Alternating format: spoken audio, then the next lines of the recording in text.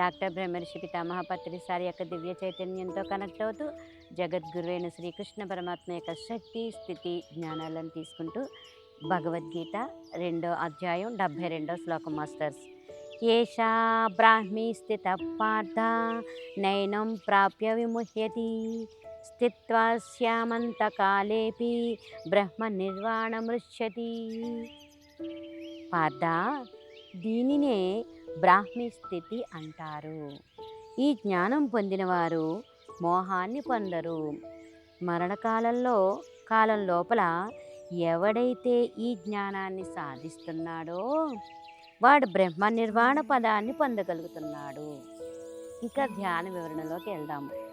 ఇంద్రియ విషయాలను, కోరికలను, అహంకార మమకారాలను సంపూర్ణంగా త్యజించి నిందాస్తుతి సుఖ దుఃఖాది ద్వంద్వాలతో సమత్వం కలిగి కర్మాచరణ చేస్తూ దేహభావాన్ని విడనాడి ఆత్మభావంలో స్థిరపడిన వాడికి తనకంటే భిన్నంగా ఏదీ లేదు అన్న ఆత్మజ్ఞానం సిద్ధిస్తుంది.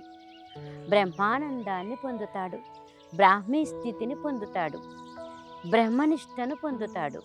బ్రహ్మనిష్ట అన్నది జ్ఞానం యోగం యొక్క అంతిమ స్థితి. బ్రహ్మనిష్ట స్థితిని సాధించిన వాడు ఇక మోహాన్ని పొందడు.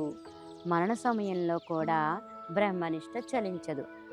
మరణ సమయంలో కూడా బ్రాహ్మీ స్థితిలో ఉండి బ్రహ్మానందాన్ని పొందుతాడు. బ్రహ్మనిష్ట ఉన్నవాడికే యథార్థ జ్ఞానం కలుగుతుంది. యథార్థ జ్ఞానం వల్ల ఉన్నది ఉన్నట్లుగా, లేనిది లేనట్లుగా తెలుస్తుంది.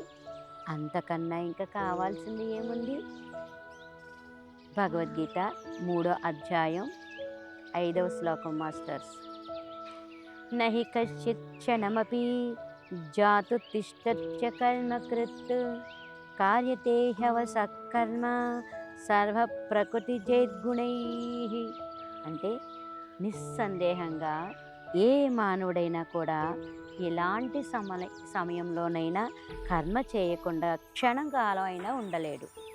ఇంచేతంటే ప్రకృతి వల్ల జన్మించబడిన గుణాలకు లోబడే మానవ సముదాయం అంత కర్మాచరణకు ఉపక్రమిస్తుంది.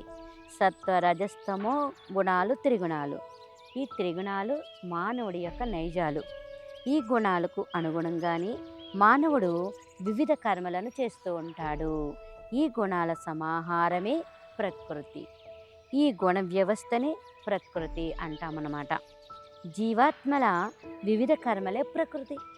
జీవాత్మల వివిధ కర్మ సముచ్చయాలే ప్రకృతి. ప్రకృతి ఓ మహా కర్మ ఫల సముద్రం. అది నిరంతరము ప్రవహిస్తూనే ఉంటుంది.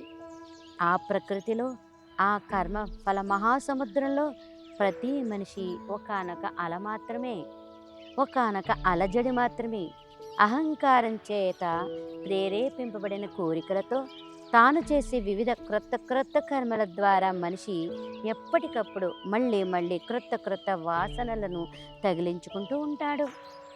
కొత్త సంస్కారాలను పొందుతూ ఉంటాడు. కువాసనలను పోగొట్టుకోవడానికి, మరి సువాసనలను సుదృఢం చేసుకోవడానికి మళ్ళీ జన్మలు తీసుకుంటూనే ఉంటాడు.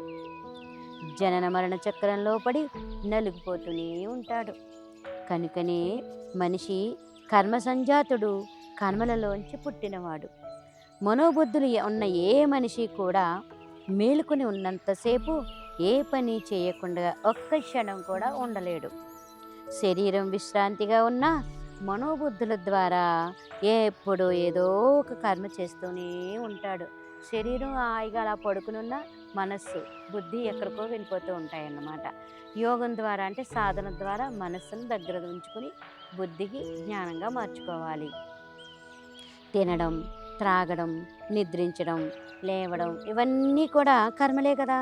కనీసం ఇవైనా చేయకుండా ఎవరు ఉండలేరు. కాబట్టి మనిషి కర్మలు వివశుడు, అంటే కర్మలకు వశం అయినవాడు అని అర్థం అన్నమాట. మనిషి ఎప్పటికీ కర్మశూన్యుడు కాజాలడు. కర్మశూన్య స్థితి అన్నది అసంభవం. మనిషి కర్మపూర్ణుడు. రకరకాల కర్మలను సదా చేస్తూనే ఉంటాడు. అంతర్గుణాలకు మూలం అనంతమైన బహికర్మలు అన్నమాట. అనంతమైన బహికర్మలకు మూలం అంతర్గుణాలు. ఇది పరిస్థితి, మానవుల యొక్క పరిస్థితి.